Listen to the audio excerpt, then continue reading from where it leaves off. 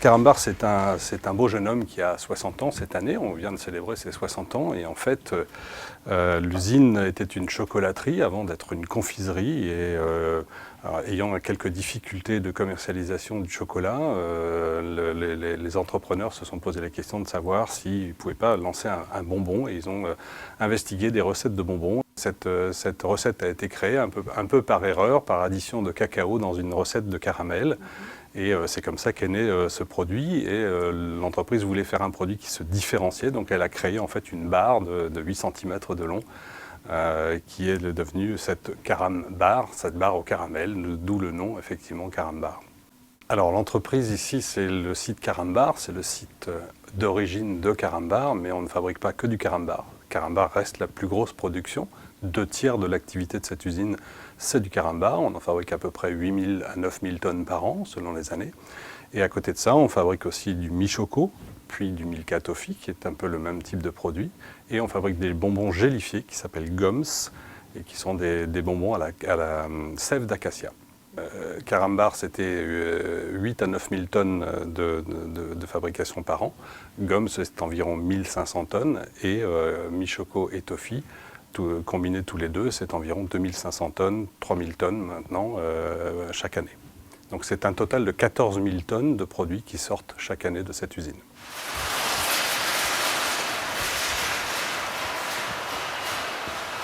Depuis un certain nombre d'années, le portefeuille de produits est resté pratiquement le même, mais comme on est dans une activité de confiserie, c'est une activité où beaucoup de produits, le portefeuille de produits bouge beaucoup, de nouveaux parfums arrivent, d'autres sont enlevés, et donc on renouvelle en fait l'offre en fonction des tendances du moment, des modes du moment. Mais en fait, on se rend compte que l'essentiel reste toujours sur les produits basiques. Par exemple, sur Carambar, c'est les assortiments de fruits et les fruits les plus communs qui fonctionnent le mieux. Et évidemment, le Carambar caramel qui est iconique et qui représente la plus grosse partie de nos fabrications de Carambar. Pratiquement la moitié du volume, c'est Carambar caramel.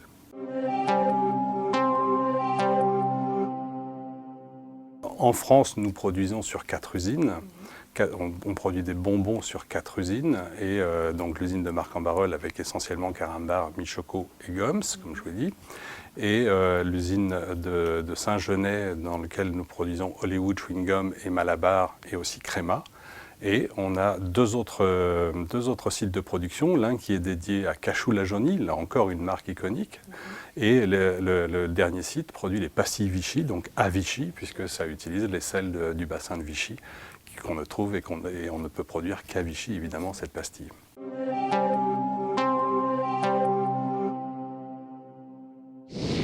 Que demande un footballeur à un coiffeur? Une Coupe du Monde. L'image du carambar auprès du grand public, on l'a redécouverte l'année dernière lors du fameux buzz de l'arrêt des blagues de Carambar, puisqu'en fait on se rend compte qu'il est dans l'ADN du produit de développer ce bonbon et de lire la blague et de le consommer ensuite. S'il vous plaît. Il y a du changement chez Carambar. Fini les blagues. Désormais, retrouvez plein de questions pour se cultiver dans la bonne humeur. Carambar, c'est du sérieux. On a vu qu'au moment de ce buzz, l'idée d'enlever la blague, c'était toucher à la nature vraiment du produit et ça a suscité beaucoup de réactions émotionnelles au niveau des Français. Donc avec un attachement très très fort finalement à cette petite blague qu'on se raconte entre amis avant de manger le carambar. Quel est le livre préféré des kangourous? Le livre de poche. Alors l'ensemble des salariés, par exemple, des employés de cette usine sont sollicités, mais aussi bien évidemment, notamment depuis quelques années avec les réseaux sociaux, on sollicite l'ensemble des clients qui sont capables de produire des blagues. Et évidemment, on fait travailler des agences qui sont rémunérées à la production de blagues, qui trouvent des nouvelles blagues et qui trouvent des blagues dans le ton de ce que l'on veut faire évoluer, puisque, comme je vous disais, il y a eu la période des charades, il y a eu la période des devinettes, maintenant c'est des... Voilà. Donc on fait travailler des cabinets spécialisés pour ça. Qu'est-ce qu'un chat trempé dans la peinture le jour de Noël? Un champagne de Noël.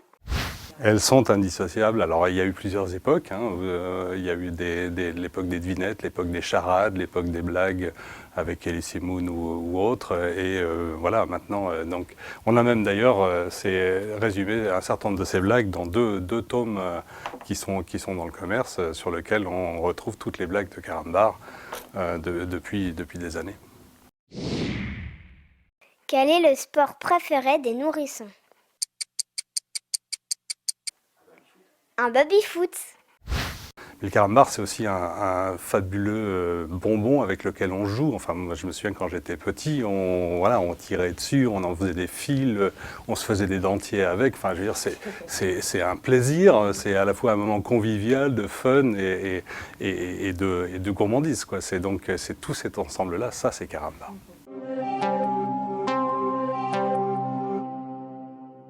Sur ce site de Marc-en-Barœul, nous employons 200 personnes environ. Nous travaillons sur un rythme d'activité qui varie de 5 à 7 jours selon la demande commerciale. Nous travaillons en 3-8 de façon continue. 14 000 tonnes de produits donc, sortent de nos usines chaque année, dont 8 à 9 000 tonnes de carambar, à peu près 3 000 de michoco et de toffee, et à peu près 1 500 de gums. C'est une usine dans laquelle il y a un très gros savoir-faire, dans lequel il y a les machines nécessaires à fabriquer carambar sont des machines assez complexes et sur lesquelles donc, on a développé depuis 60 ans un savoir-faire. Et donc il n'y a qu'un seul point de fabrication de carambar. Ce bonbon avec cette double papillote n'est fabriqué qu'à Marc-en-Barœul pour la totalité du carambar vendu dans le monde. Donc l'origine, en fait, ce produit a été créé et né ici et son développement continue au travers des années ici sur le site de Marc. Donc la recette du carambar est restée la même depuis 60 ans. Comme vous allez le voir après dans l'atelier, on a une partie au premier étage où se cache notre cuisine. Donc dans notre cuisine, on a un mélange dans des boules de cuisson en cuivre, comme à l'époque, de plusieurs ingrédients. Donc on a du sucre, du sirop de glucose, parfois du lait, du cacao.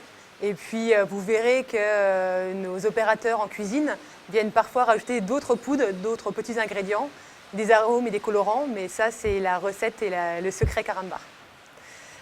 Une fois qu'on a cuit à haute température notre pâte, on va la refroidir et là on descend d'un étage. Donc, on va se retrouver sur différentes lignes de production. Donc on fait différents produits, vous allez le voir, de l'atomique, de la pâte à mâcher et du caramel. Donc le process est un peu différent selon ce qu'on produit, mais en général on refroidit, puis on étire la pâte. Donc on vient incorporer de l'air pour lui donner cette partie un peu plus blanchie, un peu plus aérée. Puis ensuite, on vient la modeler, la mettre à la taille, on l'affine pour l'amener à la taille de coupe. On vient la couper et enfin, on la papillote avec la fameuse blague carambar.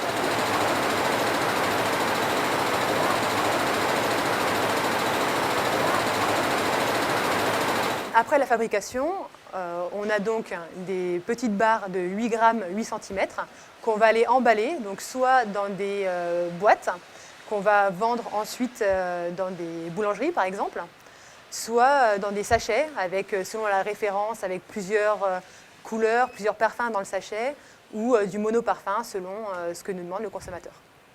Voilà. Et ensuite, on met tout en carton et ça part sur nos plateformes de distribution.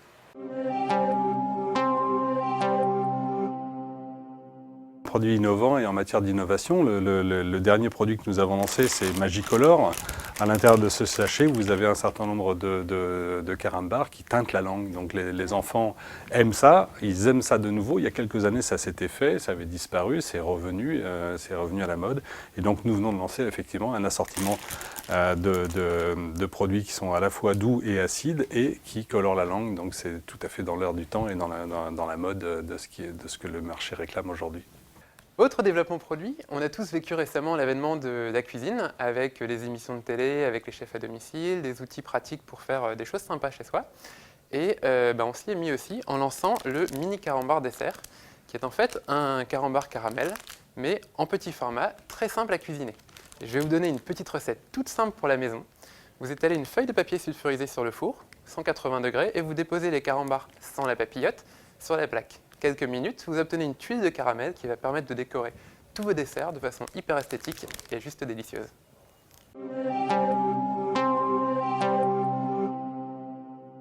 Carambar, c'est quand même un produit extrêmement français. Avec une blague en français à l'intérieur de la papillote, c'est clair que ça ne peut être qu'un produit français. Donc on touche tous les Français, évidemment en France, mais aussi ceux qui habitent à l'étranger, par exemple au Québec ou par exemple en Belgique.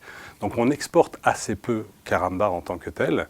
On exporte d'autres bonbons fabriqués sur ce site, mais Carambar, par sa nature, il reste franco-français, assez francophone. Donc son rayonnement, il est essentiellement français. Il est extraordinairement puissant dans la région nord. Les gens, la plupart du temps, savent que c'est fabriqué dans cette région. Il est peut-être un peu moins puissant dans les autres régions, mais il y a une forte connotation Carambar avec le nord de la France. Et d'ailleurs, il y a beaucoup d'activités de confiserie dans la région de Lille. Un grand nombre de confiseurs travaillent et produisent autour de la région de Lille.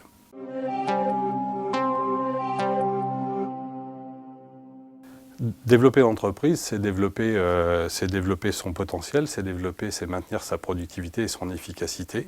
Donc nous travaillons et nous investissons régulièrement sur ce site pour développer ça et pour pérenniser en fait cette activité sur le site de Marc.